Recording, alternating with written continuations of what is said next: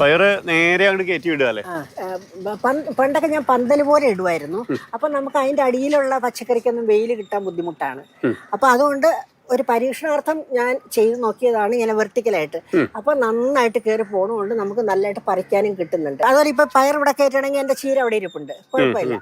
അപ്പൊ അങ്ങനെ പയറിപ്പോ ഞാൻ വെർട്ടിക്കലായിട്ടാണ് വളർത്തുന്നത്. പയറും ചീരയും തമ്മിൽ വഴക്കൊന്നും ഉണ്ടാക്കില്ല? ഒരു വഴക്കില്ല. പച്ചക്കറി തമ്മിൽ അവർ തമ്മിൽ ഈ മനുഷ്യരാണ് അങ്ങോട്ടും ഇങ്ങോട്ടും വഴക്കൊക്കെ ഉണ്ടാക്കണം. പച്ചക്കറിക്ക് ഒരു വഴക്കില്ല. അവര് പയറിന്റെ ഇടയിൽ കൂടെ തന്നെ കണ്ടോ ചീര വളർന്നു പോയതുണ്ട്. അവര് കുഴപ്പമില്ലാതെ ചീരയും പയറും കൂടെ അവര് കൂട്ടായിട്ട് അങ്ങ് വളരും. ഒരുപാട് ആൾക്കാർ വരാറുണ്ട്, ഇഷ്ടംപോലെ ആൾക്കാർ വരാറുണ്ട്. കാർഷിക കോളേജിൽ നിന്ന് നെസ്റ്റിൽ നിന്ന് പിള്ളേർ പ്രോജക്റ്റ് ചെയ്യാനായിട്ട് കുറേ മക്കൾ വരും. പിന്നെ ബസേരിയസ് കോളേജിൽ നിന്ന് കുറേ മക്കൾ ഇവിടെ വന്നിരുന്നു.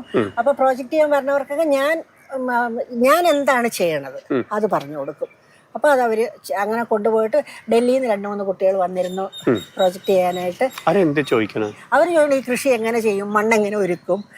അവരിങ്ങനെ വരുമ്പോൾ എനിക്ക് പേടിയായിരുന്നു. എനിക്ക് എന്ത് പ്രോജക്റ്റ് ചെയ്യാൻ എന്ത് പറഞ്ഞു കൊടുക്കണം. അപ്പോൾ അവർ ഒന്നും വേണ്ട ആൻറ്റി എന്താണ് ചെയ്യണത്, ഇതിന് എന്ത് വളങ്ങളാണ് കൊടുക്കണം എന്ന് പറഞ്ഞു തന്നാൽ മതി എന്ന് പറയും.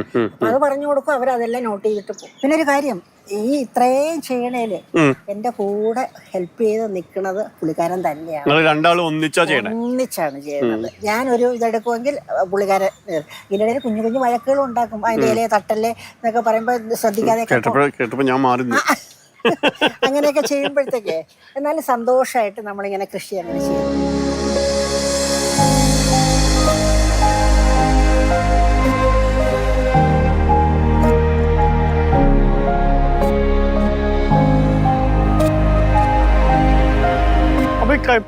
ഇവിടുത്തെ താഴെയൊക്കെ ഇതൊക്കെ കട്ട് ചെയ്ത് കളയാണോ?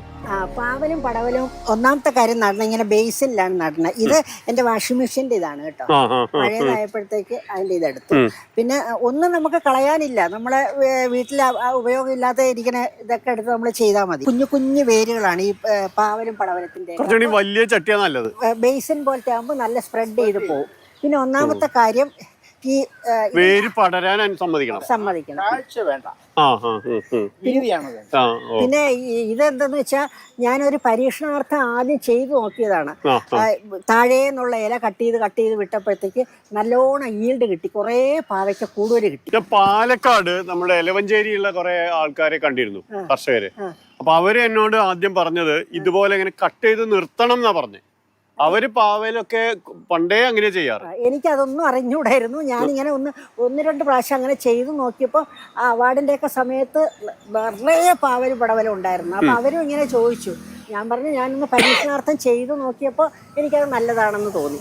സാധാരണ പച്ചക്കറികളില് അങ്ങനെ വെക്കണ ആൾക്കാര് വഴുതിനെയും വെണ്ടയൊക്കെ നല്ലോണം വെക്കണ കാണാറുണ്ട്. അതിപ്പോ ഇവിടെ കുറവാണ്. ഉണ്ട് അതാ ഇവിടെ നിന്ന് വഴുതനയൊക്കെ എല്ലാം ഞാൻ താഴെ കൊണ്ടുവച്ചിട്ടുണ്ട്. അവിടെ സംഭവം ഉണ്ട്. ഈ കിഴങ്ങുകളൊന്നും വെക്കാറില്ലേ? ഉണ്ട്. ഞാൻ കാച്ചില്, ചേന. ചേനയൊക്കെ ഞാൻ ചാക്കിലാണ് വെച്ചോണ്ടിരുന്നത്. അപ്പൊ 10-12 കിലോയുടെ ഇത് കിട്ടും. മുറിച്ച് വെച്ചിട്ട് നമുക്ക് ഗുണമില്ല. അപ്പൊ അതുകൊണ്ട് ഞാൻ കൊച്ചു ചേന കണ്ണെടുത്ത് ചട്ടിയിൽ വെക്കും. അപ്പോൾ നമുക്ക് 1 കിലോ 1.5 കിലോ മതി. നമ്മുടെ വീട്ടാവശ്യത്തിന് മാത്രമേ കിഴങ്ങ് വർഗ്ഗങ്ങൾ ചെയ്യണുള്ളൂ. മോൾക്കും ഞങ്ങൾക്കും വേണ്ടി മാത്രം. അല്ലാതെ നമ്മള് വിൽക്കാനായിട്ടുള്ള ഒരു ഇതൊന്നും ഞാൻ ചെയ്യണില്ല. ചേന, ചേമ്പ്, കൊല, പാളയംകുടം കൊല, അതെല്ലാം ആവശ്യത്തിന് നമ്മുടെ വീട്ടിലേക്കുള്ളതിന് ഉണ്ട്.